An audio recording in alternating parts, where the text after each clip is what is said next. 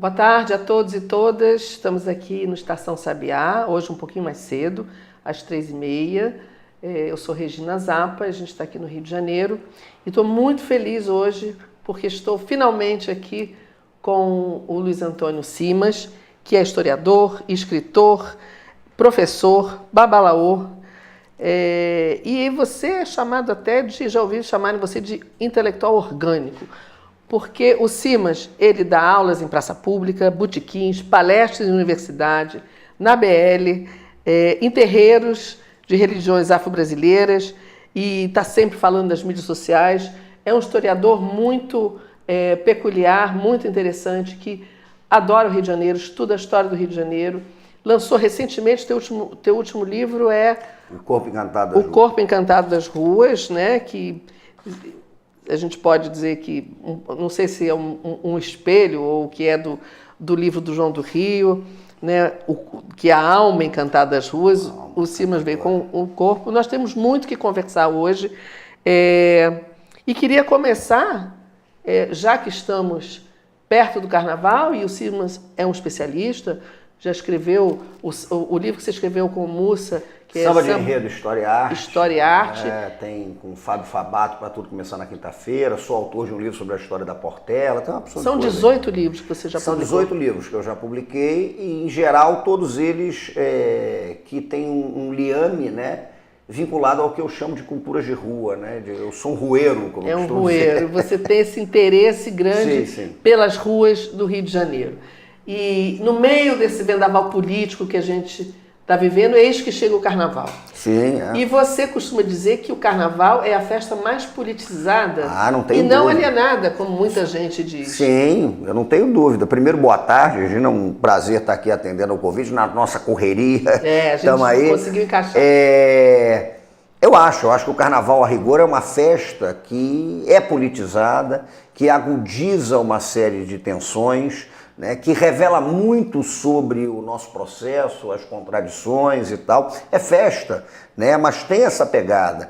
Se a gente vai estudar, por exemplo, o Carnaval do Rio de Janeiro, que eu conheço melhor, você vai ver que no século XIX as grandes sociedades elas embarcam na campanha abolicionista. A campanha da abolição, tem um historiador, o Éric Brasil, que trabalha muito com essa questão.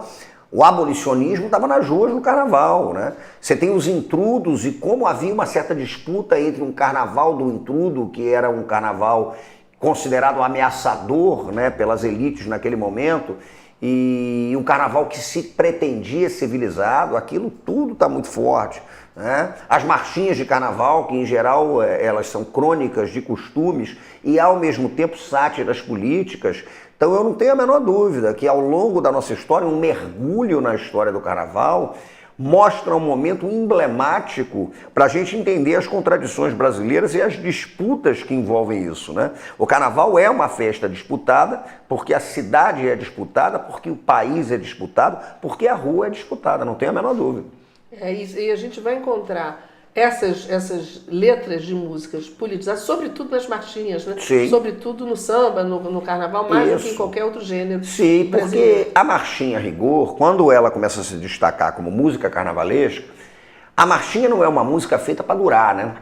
A marchinha que dura é a exceção que confirma a regra. A marchinha é uma crônica de costumes ou uma crônica política. A marchinha é um flash instantâneo do que está acontecendo ali. Um retrato, né, daquele momento. Um retrato. E eu ainda penso o seguinte, o Brasil é um país que no processo de transição da monarquia para a república, nas primeiras décadas republicanas, as elites brasileiras não têm um projeto de inclusão. Pelo contrário, o projeto era outro. É um projeto excludente, né?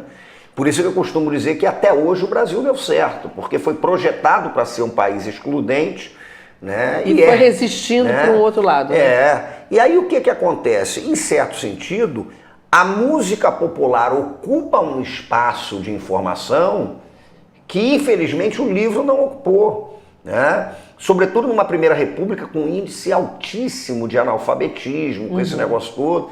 Então, a música popular, que é preciosa, né? Eu não coloco o livro aqui ou a música ali, o livro acima, a música abaixo, não é isso. Nem as culturas orais piores ou melhores, né?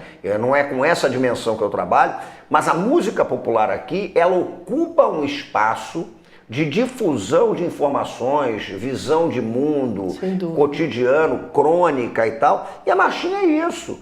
A marchinha, você está lá falando da caristia, você está falando do problema da economia, você está falando da questão do salário mínimo, você está sacaneando um político, né? Você está falando do que está acontecendo na Segunda Guerra Mundial. A marchinha basicamente retrata, é um vestígio do seu tempo. Ao mesmo tempo tem marchinhas que são retratos das nossas mazelas.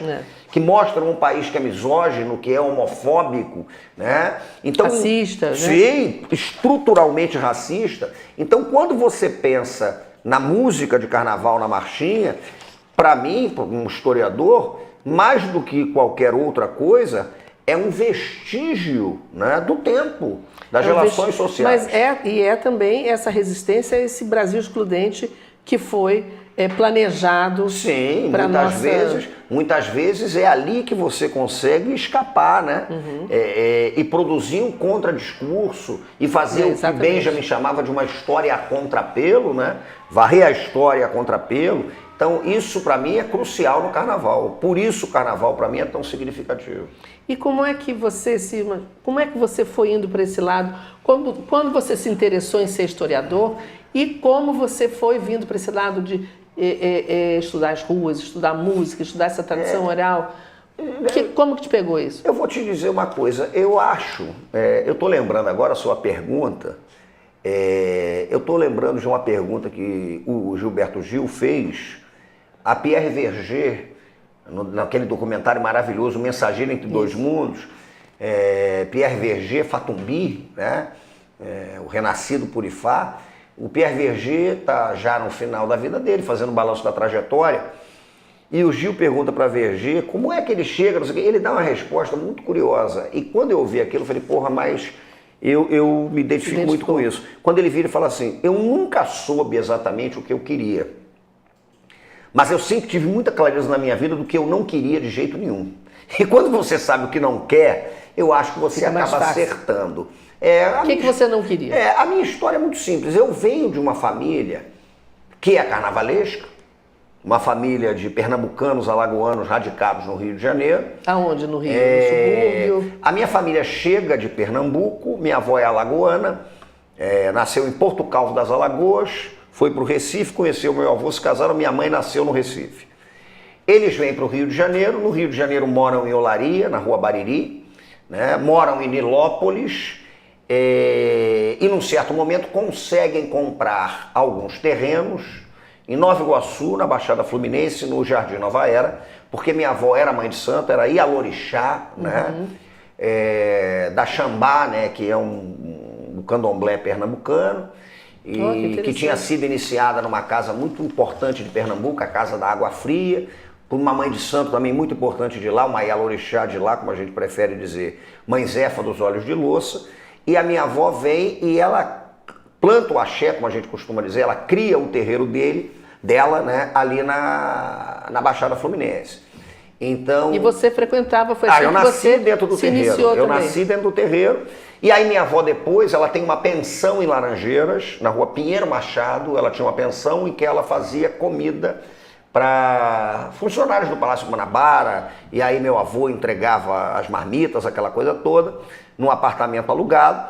E depois, naquele apartamento de Laranjeiras, eu nunca esqueci o endereço, Rua Pinheiro Machado 65, número 307, ela também atendia alguns clientes, ou então alguns filhos de santo e tal, que iam lá nesse apartamento. Que iam lá no apartamento para consultar o oráculo, consultar os búzios, porque ela jogava o Mérida de Logum, os búzios. Então eu cresci numa família de candomblé, eu nasci dentro de uma casa da Xambá. A minha mãe acaba se iniciando também na encantaria com o Santo Criolo, que era um sacerdote paraense, né, do Tambor de Mina, que tinha casa aberta no Rio de Janeiro, a princípio na Rua do Lavradio, depois vai para a Zona Oeste e tal. Então eu cresci nesse ambiente do terreiro. Meu tio gostava muito de carnaval, ele foi presidente de um bloco muito famoso, Canário das Laranjeiras. A gente desfilou em ala do Leão de Nova Iguaçu, então é uma família muito vinculada ao carnaval e à macumba, né, ao terreiro e tal. Eu nasci nisso, eu não tem um momento na minha vida em que eu não esteja nisso e tal. E ao longo da minha vida eu fui convivendo com isso. Quando fui fazer história, para chegar à sua indagação, é engraçado que eu não pensei em estudar esse tipo de coisa. Eu fui fazer história porque eu sabia o que eu não queria. Eu não queria engenharia, eu não queria medicina, Os eu tradicionais. não queria direito, não queria de forma nenhuma, eu não me imaginava advogando ou fazendo concurso público para ser juiz ou coisa nesse sentido. Nunca tive grande atração pela matemática, né? E tinha dificuldade, porque senão você pode dizer, não tinha grana, eu não tinha dificuldade também, né? A medicina completamente fora de cogitação, porque eu não sou daqueles que conseguem imaginar, né, um corpo sendo aberto, ou alguém, eu acho que comigo não funcionaria. E naquela coisa de você ter que definir que diabos você vai fazer, eu lembro que eu cortei tudo. Aí eu fiquei entre letras, história e filosofia, né? E calhou de eu passar para a história. Passei para a história, fiz história, né? Curiosamente, a minha monografia de final de curso foi sobre Lima Barreto e a Revolta da Armada. Depois eu fiz um mestrado cujo tema foi ritual funerário na Primeira República. E eu trabalhei com os funerais do Marechal Floriano Peixoto, né? Estudei o florianismo. E aí depois eu fui pro samba e eu tive uma pessoa que me influenciou muito, que foi o professor Joel Rufino dos Santos, eu sempre falo isso. Rufino maravilhoso. Que o Joel foi o cara que, na verdade, mandou eu tomar vergonha e estudar essas coisas que eu conhecia, né? E num certo momento eu resolvi que eu ia estudar o que eu vivia, o que eu achava interessante, né? Eu ia estudar samba, eu ia estudar... Eu me lembro, inclusive, que eu resolvi mergulhar no estudo sobre samba, sobre futebol, sobre rua e tal, porque um certo dia eu estava pensando no Noel Rosa e no Leônidas da Silva, né? O Noel nasceu em 1910, em Vila Isabel, o Leônidas em 1913, o Noel branco, o Leônidas negro, o Leônidas filho de uma trabalhadora doméstica, o Noel de uma classe média da Zona Norte. E aí, quando o Noel e o Leônidas nascem, se você fosse fazer uma projeção para o futuro, um deles vai ser sambista, o outro vai ser jogador de futebol. Naquele momento você ia apostar no seguinte, o branco vai ser jogador de futebol e o preto vai ser sambista. Porque quando eles nascem, né, claro, o samba está se codificando nas comunidades afro-cariocas e o futebol é um esporte de elite, praticado por uma elite majoritariamente branca. Mas quando você chega na década de 30, quem está compondo com que roupa é o Noel e quem está fazendo gol de bicicleta é o Leônidas. Então aquilo, de certa maneira, me chamou a atenção. Pô, eu vou estudar esse negócio. Eu lembro que eu falei com o Joel, ele falou, pô, investiga isso e tal. E é curioso, porque quando eu resolvi estudar as culturas de rua, foi para fazer este livro sobre o Noel e Leônidas. Bom, o fato é que eu já tenho 18 livros, vou para 19 esse ano, que tem um que já está no prelo. Qual que você está escrevendo agora? Eu escrevi, já entreguei para a editora, uma biografia do Maracanã, do estádio. Olha, que interessante. Maracanã, que a gente quer ver se lança em junho, nos 50 anos de julho, nos 50 anos da tragédia do Maracanazo, 70 anos da tragédia do Maracanazo, quando o Uruguai ganha do Brasil na final da Copa. Então, como são 70 anos da inauguração do Maracanã e da Copa de 50, a gente quer ver isso.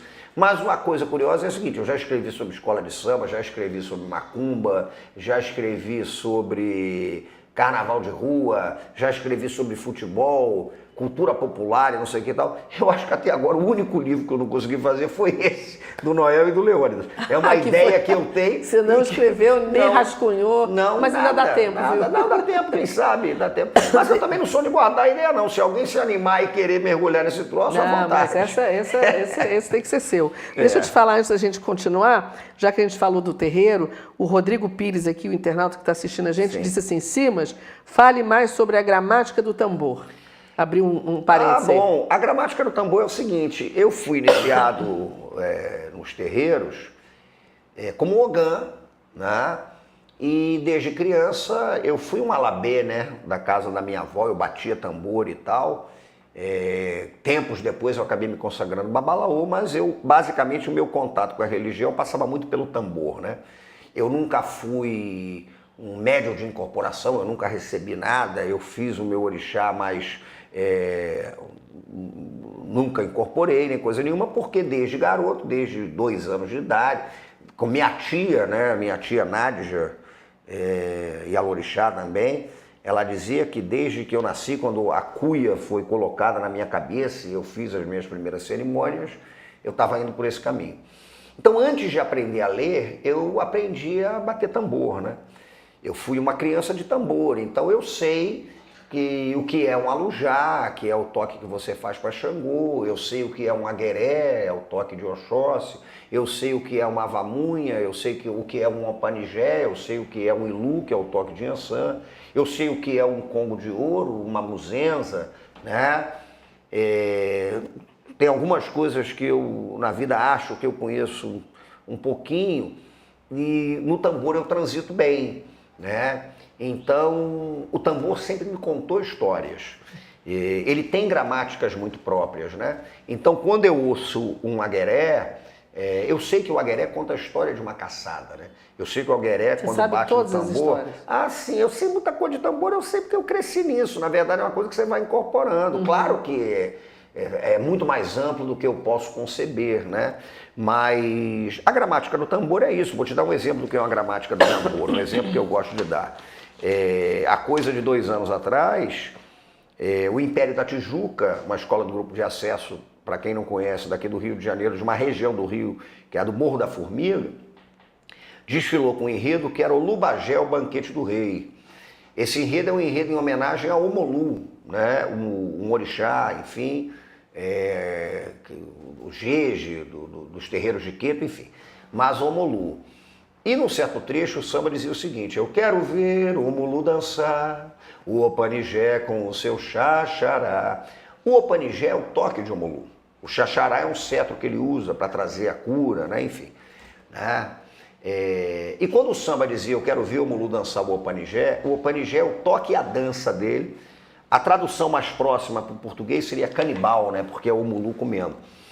Quando a escola entrou, eu estava do lado de Alberto Mussa, meu compadre, meu irmão, autor de livro comigo e tal, grande escritor brasileiro. E aí eu lembro que assim que o Império da Tijuca entrou, e nesse trecho do samba, eu quero ver o Omolu dançar o Opanigé, a bateria tocou o Opanigé. Pá, pá, pá, pararatá. Você conhecia bem. Ah, sim. Aí eu estava do lado dele, Mussa conhece bem também, Mussa Ogã, Mussa Cambono de Preto Velho, com larga vivência em terreiro. E eu olhei para a Mussa e falei: Beto, eles tocaram o Opanigé. E ele falou: é o Opanigé, eles vão bater para o Omolu o desfile inteiro. E é engraçado que quando a gente olhava o desfile, a gente sabia até que componente da escola era do babado. Porque aí você dançava o Opanigé, né? Então tinha uma galera ali que o corpo respondia. Quando tocava o Opanigé, a gente ficou de... Ó, aquele ali é do raspou o fundo do tacho. Aquela ali, né? Aquela ali é do babado. E assim, a bateria da Portela, por exemplo, foi batizada no dia 20 de janeiro de 1928. 20 de janeiro no Rio de Janeiro, para quem não é daqui, é o dia do padroeiro, São Sebastião. Que no Rio de Janeiro, não é assim na Bahia, mas é aproximado ao Oxóssi. A amálgama é com Oxóssi, né? Na Bahia, o Oxóssi está mais ligado a São Jorge, que aqui está mais ligado a Ogum, tem essas diferenças. Mas por conta disso, Oxóssi é o padroeiro da bateria da Portela. E por conta disso, a caixa da Portela, que é um instrumento da bateria, a caixa de guerra, ela bate o agueré de Oxóssi. A Portela homenageia Oxóssi o tempo todo. O tempo todo. Desfile.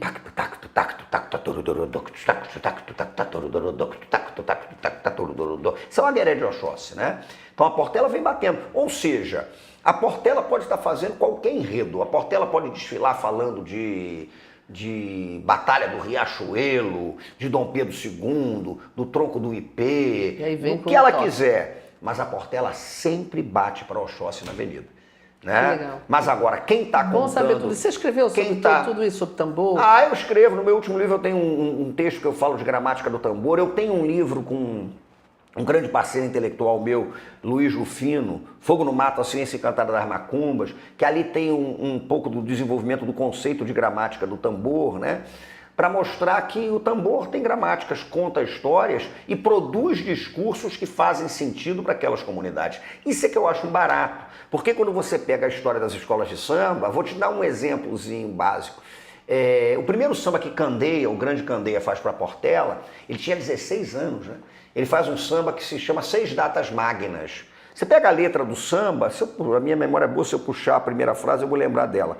É assim: foi Tiradentes um inconfidente que foi condenado à morte. 30 anos depois o Brasil se tornou independente, tornou-se independente, era o ideal se fazer um país livre e forte. Independência ou morte Dom Pedro I proferiu, mas uma nação livre era o Brasil. Foi em 1800, e aí vai. Com aquela melodia do Candeia, que desde garoto já era uma encrenca. Foi Tiradentes o inconfidente, que foi condenado. Aí você pega e diz o seguinte, olha, a Portela naquele momento estava cantando para falar de Dom Pedro I, da independência, não sei o que e tal. Tudo bem, mas o tambor da Portela está contando outra história. Que interessante isso. Então, para aquela comunidade portelense, às vezes você não está nem aí com Batalha Naval do Riachuelo, mas a turma da Corimba sabe exatamente o que é um agueré. Exato, aí vai no toque. Ah, sim. E aí é por isso que eu coloco a seguinte questão, né? Eu acho que todo desfile de escola de samba é uma manifestação da cultura afro-carioca, mesmo quando nem desconfio disso. Isso porque mesmo. Tem um corpo dançando ali, né? Porque tem um tambor sendo batido ali. Isso é muito sério. Então, mas isso é muito aparente, é muito visível. E é fundamental. E eu cada vez mais me interesso por estudar isso que eu chamo de alargamento das gramáticas de mundo, né?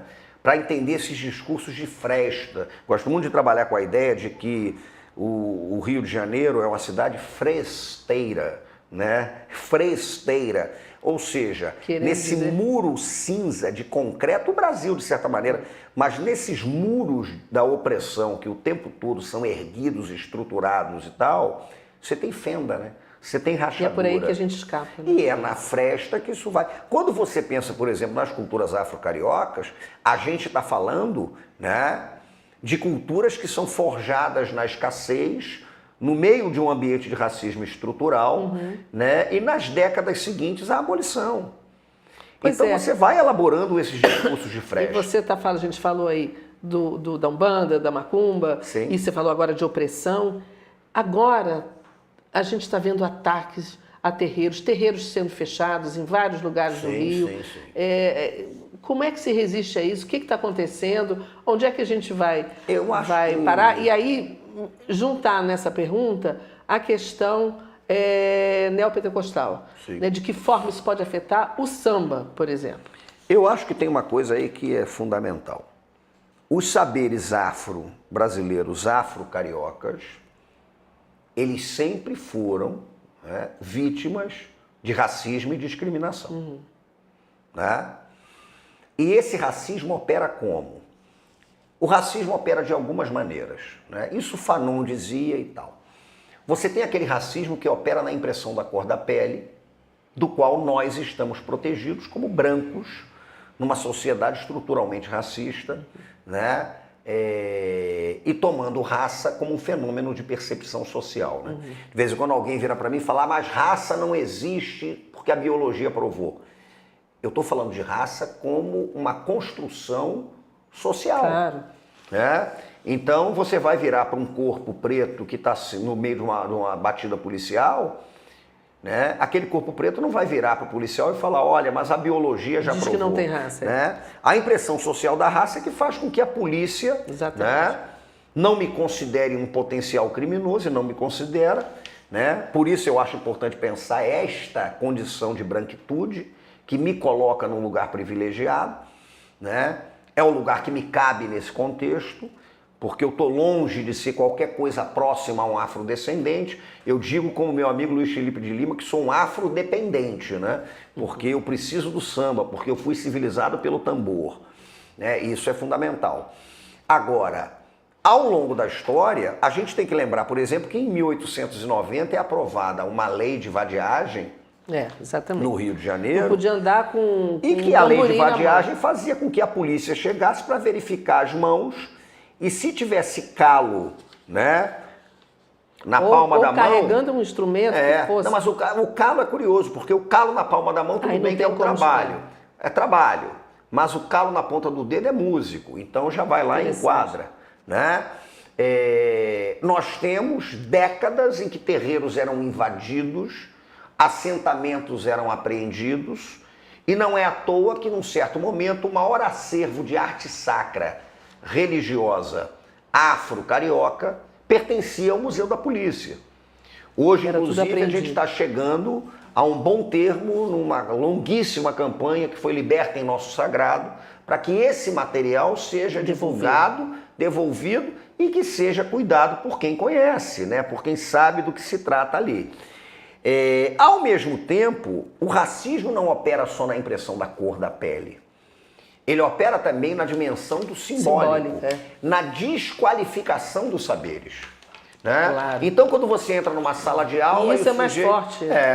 Eu gostava muito de uma frase do grande mestre Ariano Suassuna, quando perguntava para ele, mas Ariano, o teatro nasceu na Grécia? Ele respondia assim, o grego nasceu.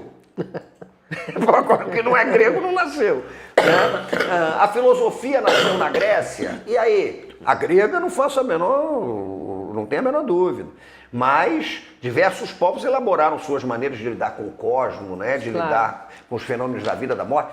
Quando você considera, por alguma razão, que os saberes das macumbas, dos candomblés, das filosofias ameríndias, africanas e tal, eles são, por alguma razão, inferiores ao saber que o Ocidente produziu, você está operando na lógica do racismo. Eu não tenho a menor dúvida quanto a isso, né? E às vezes o racismo opera onde a gente menos espera. É no que eu chamo daquela simpatia pitoresca. Que é aquela coisa de você, simpatia pitoresca é aquela coisa de, macumba é pitoresco, que coisa interessante, é quase folclórico, eu vou lá, então eu vou...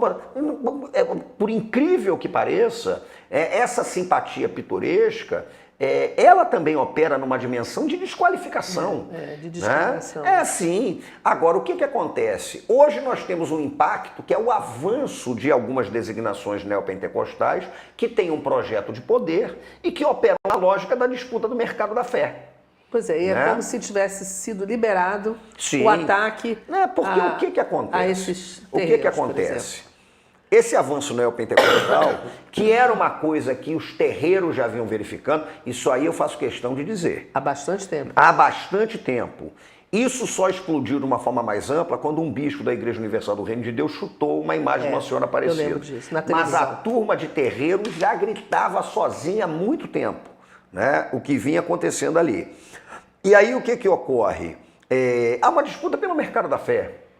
Registre-se que são algumas designações neopentecostais. Claro. Você tem, evidentemente, no protestantismo, no evangelismo, você tem designações propensas ao diálogo, né?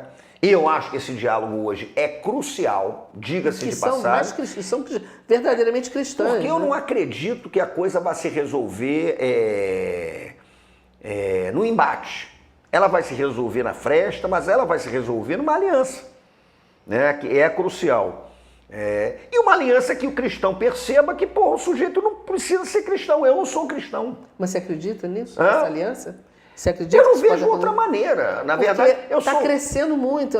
Mas nesse sentido, eu vou te dizer uma coisa. Nesse sentido, eu fico com o que o Gramsci dizia. É o pessimismo da análise e o otimismo da ação. Né? A análise não me faz ser otimista nunca, mas não é isso que vai me tirar da ação, né? Isso eu acho muito importante, né? Então o que eu diria? Eu acho que hoje essas designações neopentecostais, elas começaram com ataques simbólicos muito fortes. E elas ultrapassaram o limite do ataque meramente simbólico para chegar no limite da materialidade do ataque. Com a destruição física de terreiro. Né? Isso opera na lógica do racismo religioso. Mas gera um medo enorme. Opera na lógica da intolerância, opera na lógica do ódio. Claro. A gente hoje tem fenômeno, por exemplo, de aliança entre neopentecostalismo e alguns traficantes de crime organizado em alguns lugares, né? Os traficantes de Cristo. Então é assombroso, é assustador. E eles têm um exército enorme, crescendo, de soldados. Né? O professor Muniz Sodré, um mestre absoluto, um enorme pensador brasileiro, Eu conversei recentemente com o Muniz sobre isso, e ele tem um livro de contos lá atrás em que ele já falava, né, desse tipo de coisa. Que nós vamos acabar nessa situação, né? Mas, ao mesmo tempo, eu acho que a gente inventa terreiros, né?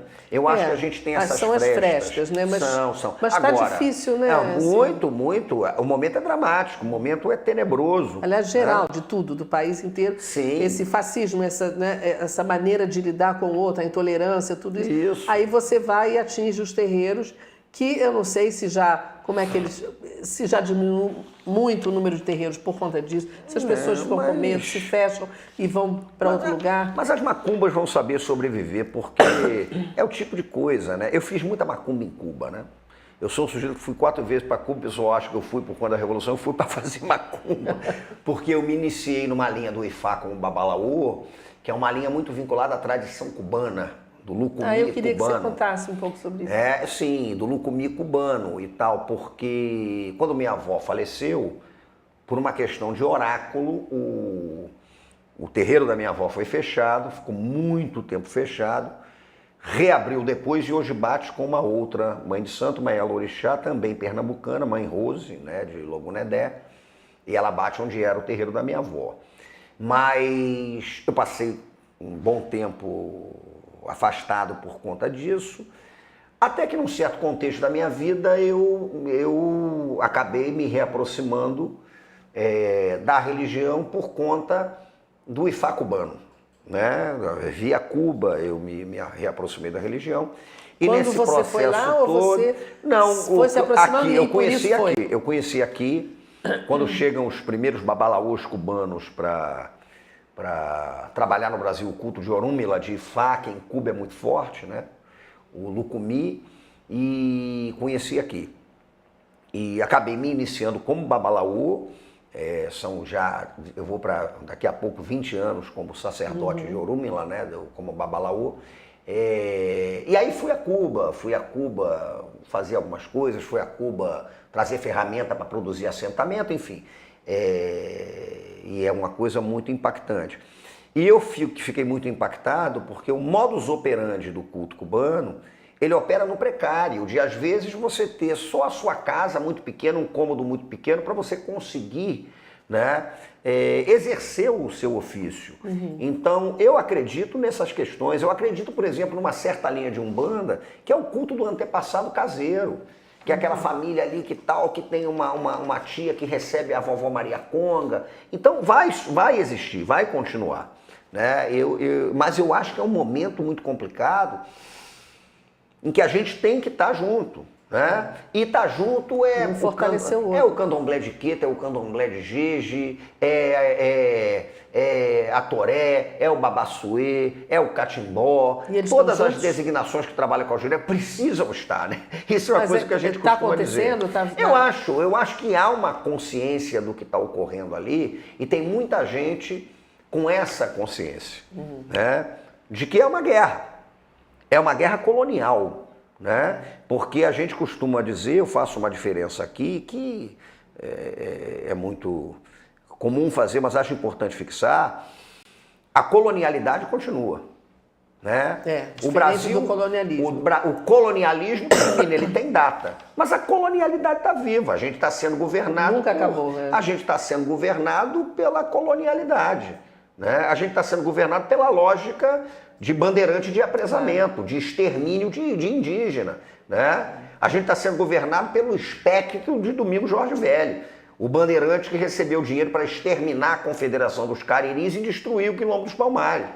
É Domingos Jorge Velho que governa, hoje é o espectro que ronda o Brasil. E tá aí, né? Então fazer o quê? Mas é o que eu digo, o pessimismo da análise, e o otimismo ele vem acompanhado de um otimismo da ação. Até porque a gente não luta porque acha que vai vencer. Tomara que vença. Mas a gente luta porque a luta é necessária. Né? A luta é necessária. É muito difícil você querer acabar com uma fé.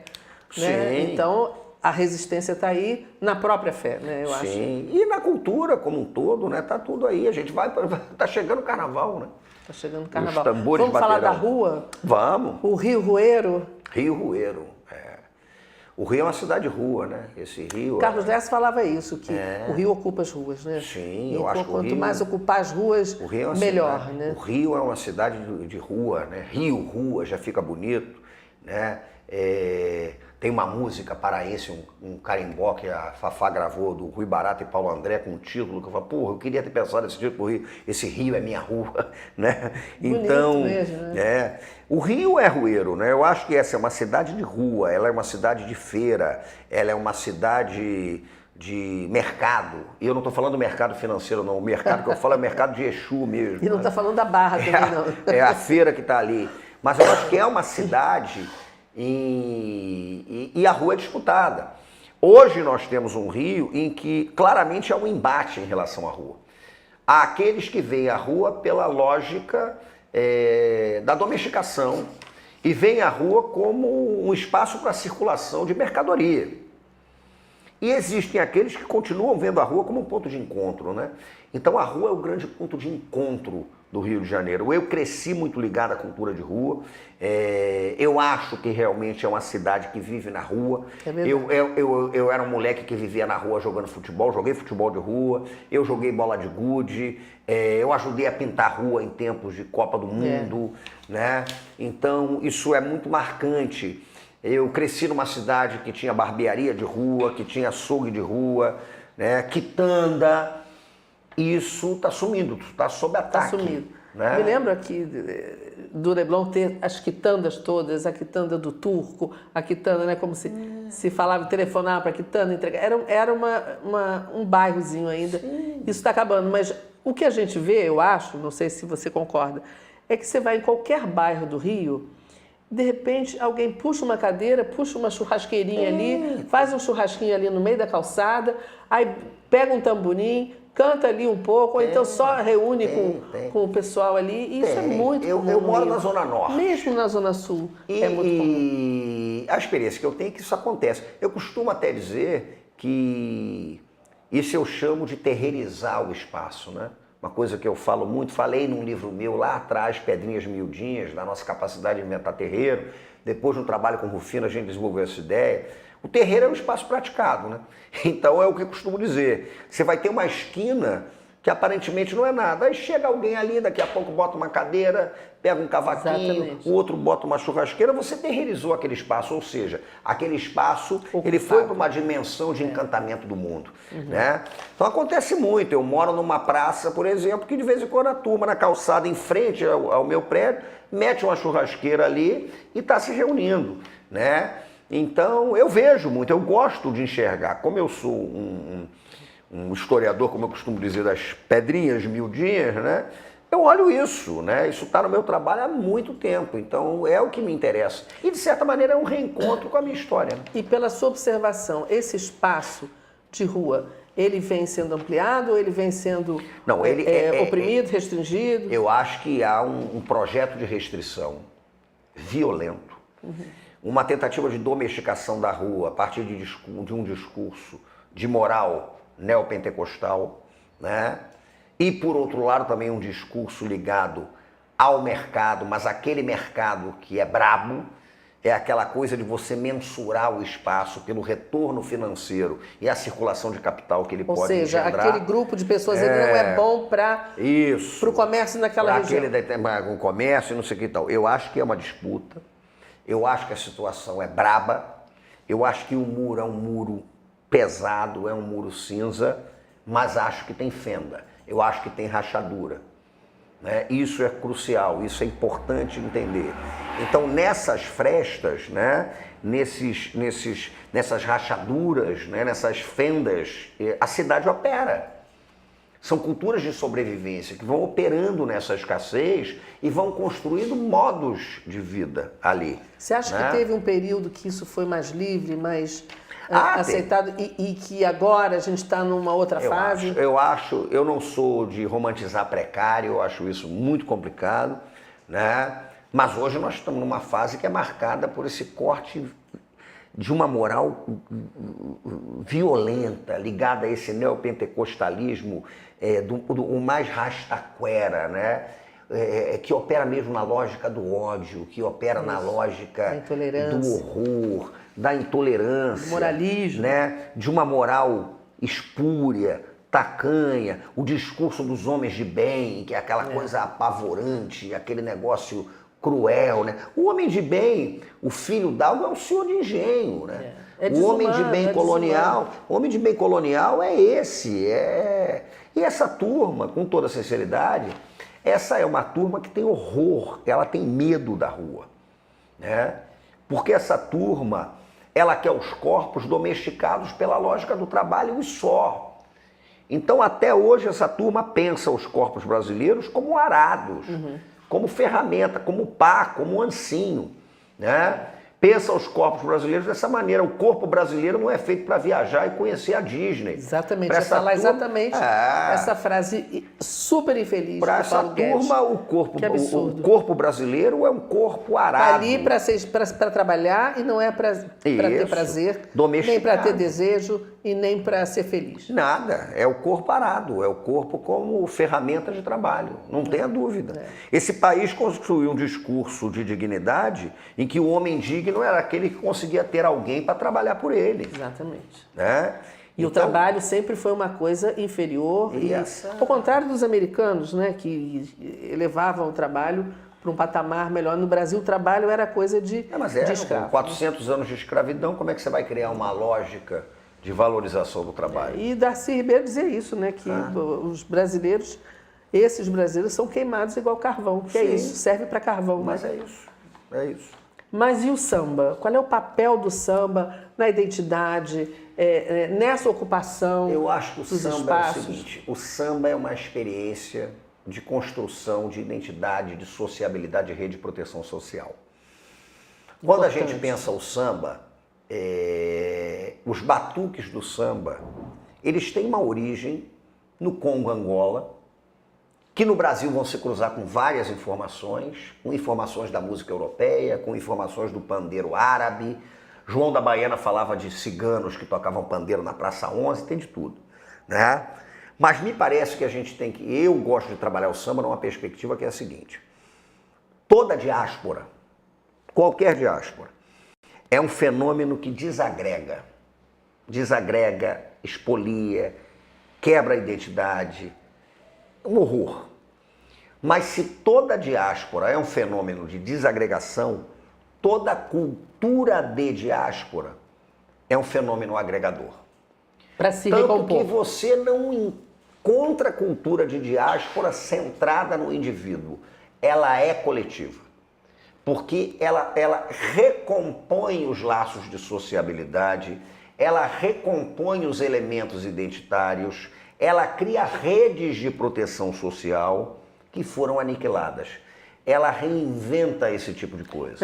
Isso que você está falando de rede de proteção social é muito importante. Sim, isso é crucial. Porque são as tais frestas, né? Isso. Trabalhando por aí. E você vai se protegendo. Vou dar um exemplo aqui para chegar no samba. Quando tem uma entrevista famosa do Cartola, época do Museu da Imagem e do Som, aquela coisa toda, em que perguntam para o Cartola, aquela coisa clássica, né? Cartola, de onde você vem? Isso é uma pergunta que você pode responder de diversas maneiras. Uma delas seria dizer de onde vem a família dele, não sei o que e tal. A família negra, porque o Cartola tinha aquela coisa, como muita gente mangueira tem, como o seu Carlos Cachaça tinha, do português com preto, aquele negócio todo, né? Mas o Cartola não sabe, vem de onde, né? Um antepassado do Cartola, num certo momento, foi sequestrado na costa africana, trazido para cá. Então ele não poderia dizer que ele vem da onde? Vem da costa da Angola, vem de Moçambique, vem da Guiné, não sabe. Mas o Cartola dá uma resposta que aparentemente é a mais simples, mas eu acho que em cima dela você já faz milhares de coisas. Cartola, de onde você vem? Ele fala, de Mangueira.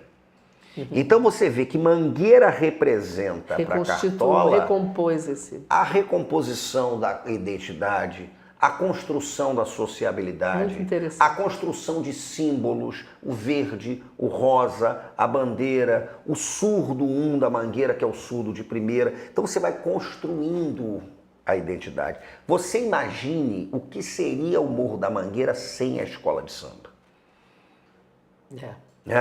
Então a escola de samba, o samba de uma forma mais ampla, eu gosto muito de trabalhar o samba como um complexo cultural que vai além da questão do ritmo, né, e da coreografia. O samba é um complexo cultural sofisticado e amplo, né? Eu tenho um trabalho que eu fiz com o Ney Lopes, o Dicionário da História Social do Samba, o grande mestre Ney Lopes, e a gente ali teve muito a preocupação de pensar essa dimensão mais ampla do samba. Então, acho que esse com o Ney Lopes é o Dicionário da História Social do Samba, ganhou o Prêmio Jabuti de Livro do Ano em 2016, né? Uma honra absoluta para mim, porque o Ney é uma referência. E o samba é isso, eu acho que eu gosto de trabalhar com a dimensão do samba como um construtor incessante de rede de pertencimento, de construção identitária, de elo de proteção social, né? Existe uma economia do samba que é muito importante para dar dignidade a quem, se não fosse o samba, talvez não tivesse como, né, ocupar essa posição, esse destaque. Então o samba é fundamental, né? Quando você analisa o samba, eu vou fazer aqui uma paródia de um verso do meu queridíssimo mestre, também amigo Hermínio Belo de Carvalho, quando no Sei Lá Mangueira ele diz que a vida não é só isso que se vê, né? E aí eu gosto de dizer que o samba não é só isso que se vê, é um pouco mais, né? Isso você está falando dessa sociabilidade, identidade, você está falando de termos de Rio de Janeiro, do samba no Rio de Janeiro? Eu estou falando de uma forma geral ampla, porque quando você pensa no samba, você vai para São Paulo, você tem um samba paulista de altíssima qualidade, que está vinculado às raízes ancestrais do batuque de Pirapora, do samba de bumbo campineiro, né? Você vai chegar, por exemplo, aos estados do Nordeste, você vê que o coco, aquele coco que Jackson do Pandeiro cantava maravilhosamente, é o samba, né? O samba coco. Eu e Ney listamos mais de 40 tipos de samba, né? Então o samba é amplo. São várias vertentes. Você chega à Bahia, você tem a chula raiada, né? O samba de roda do recôncavo baiano, né? Então há uma amplitude de uma riqueza, absoluta. Eu acho que a nossa grande experiência civilizatória, ela passa pelo samba, né? O samba é fundamental. E, ao mesmo tempo, o samba, vou citar aqui um verso do samba que a Mangueira vai apresentar na Avenida no Carnaval. Que é maravilhoso, né? Em breve, né? Da Manu da Cuíca e do Carlos Máximo, quando eles dizem falam do desabafo sincopado da cidade, né? Então, o desabafo sincopado da cidade é o samba. Essa é uma definição fundamental, porque o samba se caracteriza pela síncopa, né, e tal. E você entender o samba como um desabafo sincopado da cidade é espetacular. Então o samba é isso. Esse samba deles é maravilhoso, eu acho que vai ser um grande sucesso. Deixa eu te falar aqui, tem um superchat aqui, Alisson Lacerda dizendo o seguinte: grandes cimas, como pensar o diálogo dos tambores, mas nas rodas de samba, do dia a dia, dos botequins, por exemplo.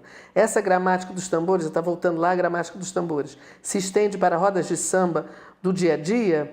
Se possível, fala também um pouco da relação entre os terreiros e as rodas de samba, no que toca as influências de um para com o outro.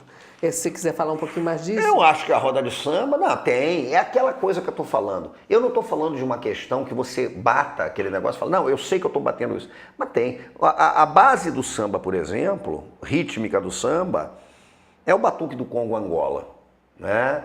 É aquela coisa do compasso binário. Tum, tum, tum, tum.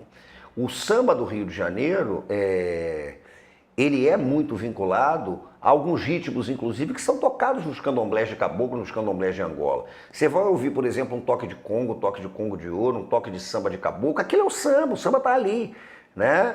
Então, mesmo que você não perceba, essa vinculação, ela está explícita, ali está presente essa enzima do tambor, né? Então está muito presente. A base do samba, do toque do nosso samba, aqui no Rio de Janeiro pelo menos, né? É uma base sincopada que está ligada aos ritos do Congo Angola. Eu não tenho dúvida nenhuma ligada a isso. Então tem esse tipo de coisa. Eu faço um trabalho que eu tento trabalhar um pouco com a arqueologia do tambor, né?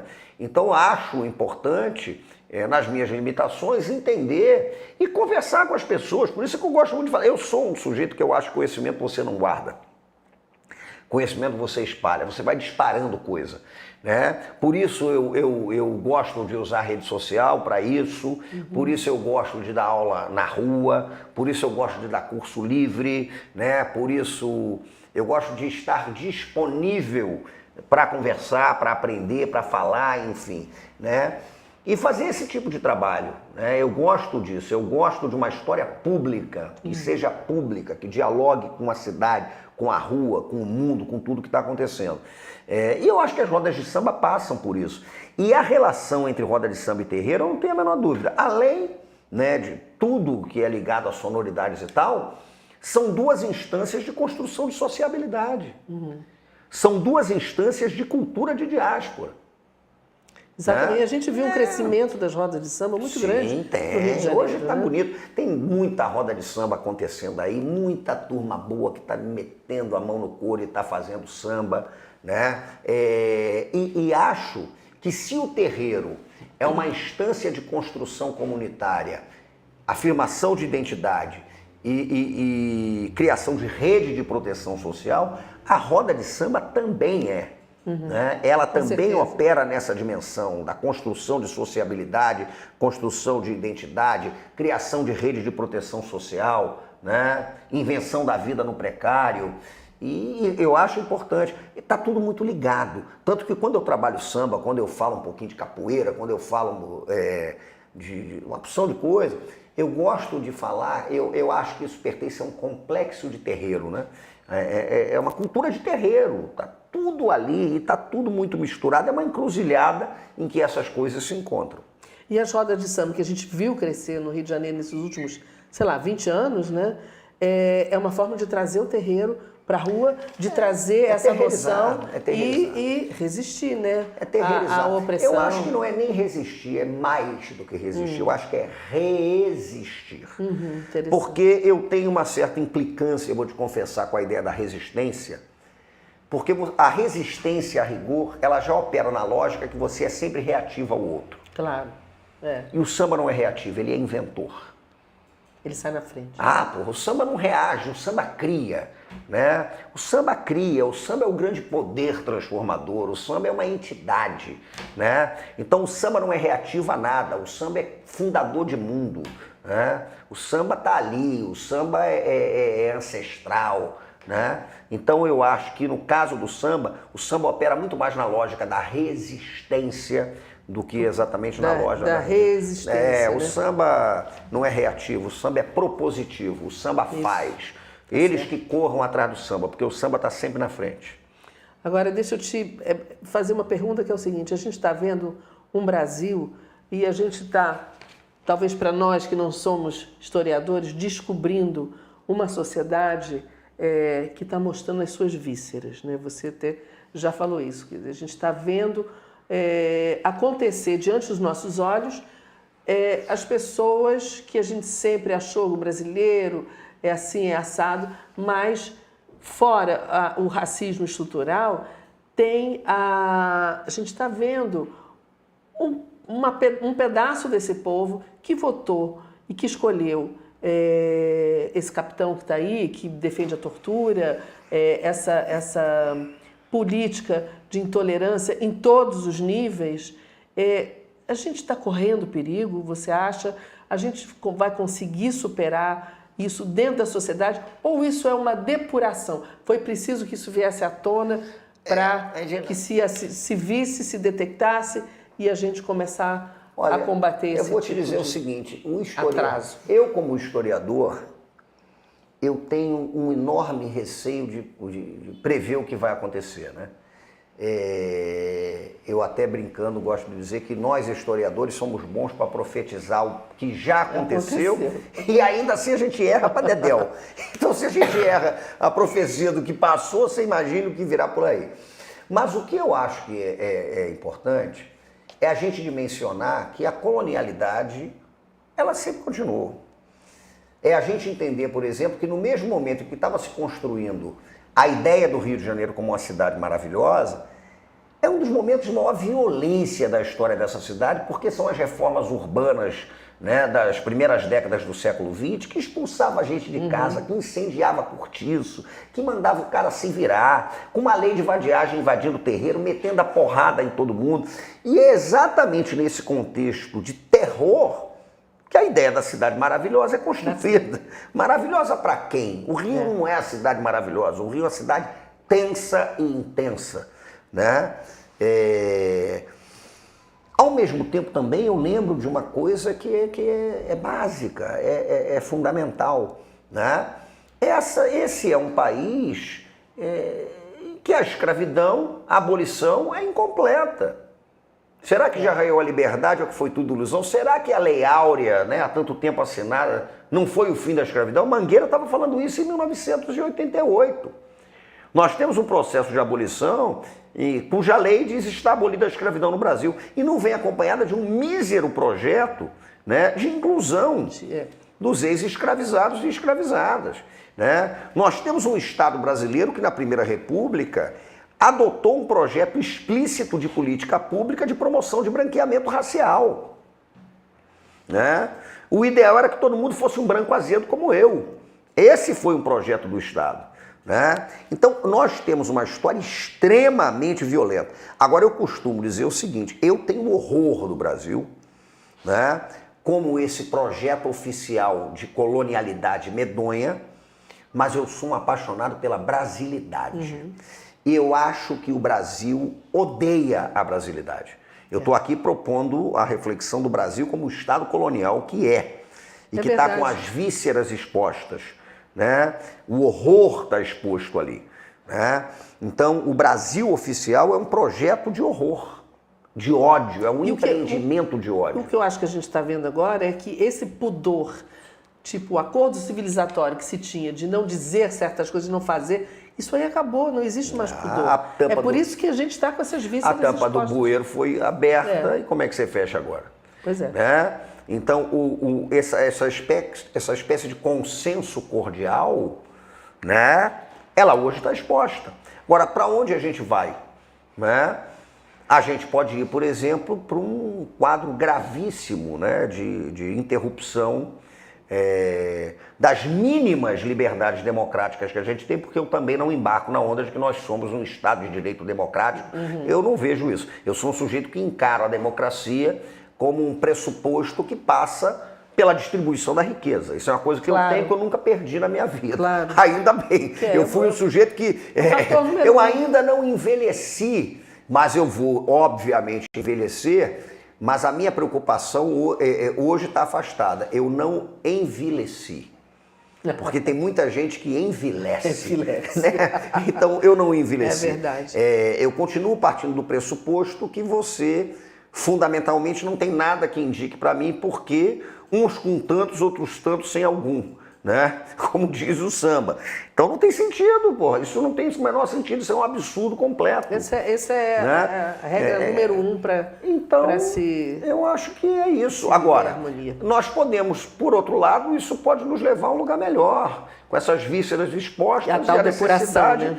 E a reconstrução de utopias, a reconstrução de sentido de mundo, né? Vamos precisar porque disso. a nossa tarefa é essa, é a da resistência, né? É do encantamento do mundo, é de um enfrentamento que procure outras maneiras de falar, né? Com a brasilidade, com brasileiras, com brasileiros. O jogo está dado, né? Eu não sei o que vai acontecer, mas vamos torcer para o melhor. Eu continuo na rua. É isso aí. Sim, mas eu queria te agradecer muitíssimo por você ter trazido todo esse seu conhecimento aqui pra gente. Obrigado. É assim, uma preciosidade isso tudo que você contou pra gente e tudo que você tem nos seus livros. Então eu te convido a vir aqui novamente, porque a gente falou durante 1 hora, mas é muito pouco para a gente falar dessa brasilidade que a gente ama, que a gente espera que reexista, né, e que a gente consiga sobreviver nas frechas de uma maneira boa, pra gente, pra todo mundo. Maravilha. Com igualdade, com tudo isso que você falou, porque sem isso também não adianta. Maravilha, eu é que agradeço o convite. Imagina, então você está convidado a voltar aqui a hora que você quiser. Maravilha. Para conversar e para trazer mais conhecimento, muito importante isso que a gente ouviu aqui hoje. Eu imagino que vocês também devem ter aproveitado muito Agradeço a vocês também. Deixa eu ver se tem mais alguma coisa.